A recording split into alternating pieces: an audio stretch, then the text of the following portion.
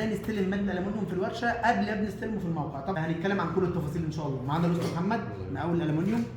طبعا بنتكلم هنا اول حاجه عن ازاي استلم وطابق القطاع ده الموجود في الكتالوج. خلاص، فانا كمثال بسيط جدا، انا هنا معايا قطاع جامبو، ده قطاع جامبو اهو. طيب القطاع ده هنشيل كده الضلفه عشان ما نلخبطش الدنيا. ده قطاع الجامبو خلاص بتفاصيله كلها. انا عايز اعرف، انا كراجل مهندس صاحب مكان، انا معايا هنا ده الكتالوج بتاع الجامبو، فهنيجي هنا نفس بقارن طبعا وبطابق التفصيله دي بنفس التفصيله اللي موجوده عندي هنا اهو.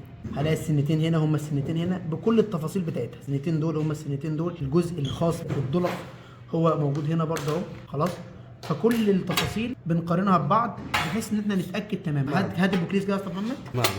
يعني عندي المسافه هنا ما بين القضيب والقضيب 32 مللي. بنقوم جايين على البوكليس كده، عندنا بناخد النقطه على الصفر بالظبط، دي عندي 32 مللي. القضيب ذات نفسه 16 مللي. من عندي هنا بناخد على الصفر اديني 16 مللي طبقا للمواصفات.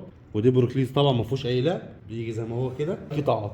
نيجي على السوبر، في قطاع تاني يا جماعه اسمه السوبر جامبو. قطاع السوبر جامبو هو زي السوبر جامبو بالظبط، طبعا بيفرق معانا شويه في الوزن، بيفرق معانا شويه في شويه تفاصيل ثانيه. دي التفصيله بتاعه قطاع السوبر جامبو. طيب تعال نبص كده عليها في الكتالوج اهي.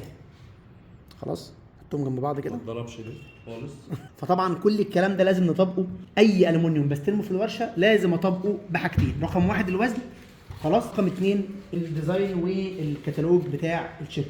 طيب تعال نتكلم عن مميزات السوبر جامبو اللي هو معانا النهارده. معانا كذا اكتر من ميزه. رقم واحد، لو بنتكلم كمقارنه، ده الجامبو اهو.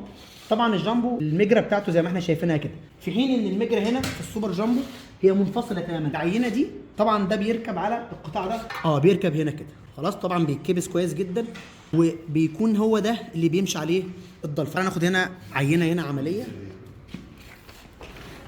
اهو.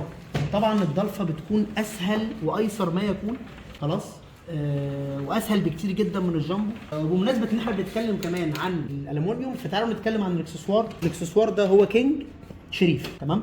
طبعا من انعم الاكسسوارات اللي احنا اشتغلنا بيها، بالاضافه طبعا لشويه مميزات ثانيه زي موضوع ان احنا بنتكلم في صداد وبنتكلم في منع اهتزاز. تعالى كده نشوف من هنا، في حاجات تركب لها وفي حاجات لسه ما ركبلهاش. ده هو منع اهتزاز اهو، شايفه؟ ده منع اهتزاز، خلاص.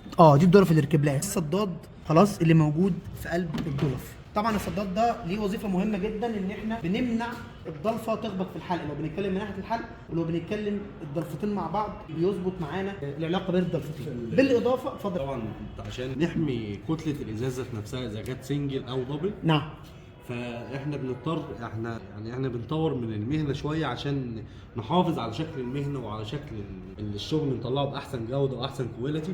اللي صمم القطاع ذات نفسه هو عمل لك مجرى، في مجرى هنا خارجيه وداخليه. احنا ممكن نشوفها في القطاع دلوقتي. تعالى كده نشوفها في القطاع عشان برضو نوضح الموضوع للناس اكتر. هو بيتكلم، الاستاذ محمد بيتكلم على الجوان ده وعلى التفصيله دي، وهنا بنأكد على ان كل تفصيله في الالومنيوم ليها معنى، مفيش حاجه معموله هباء.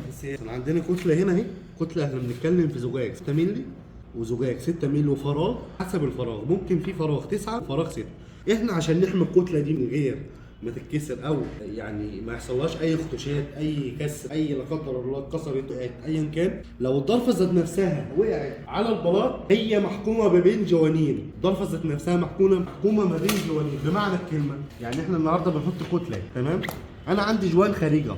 اولا الجوان بيحمي ان انا اريح الازاز عن الالومنيوم، مظبوط، تمام يا باشمهندس؟ فهنا عندي جوان تاني، بقوم مدي الجوان التاني هنا. يعني دي طبعا عايز جوان اقل، بناخد الكتله 6 مللي، فالجوان هنا والجوان هنا بيحمي الكتله ذات نفسها، فبالتالي بيديني كواليتي اعلى ومواصفات اعلى وحمايه للشغل عشان الشغل ياخد طبيعته الاحسن. بص بقى هنا، بص هنا حسين، هنلاقي هنا العلاقه ال 45 مظبوطه. بص تحت كمان العلاقه ال 45 مظبوطه. كل الكلام ده طبعا يا جماعه ناخد بالنا منه واحنا بنستلم.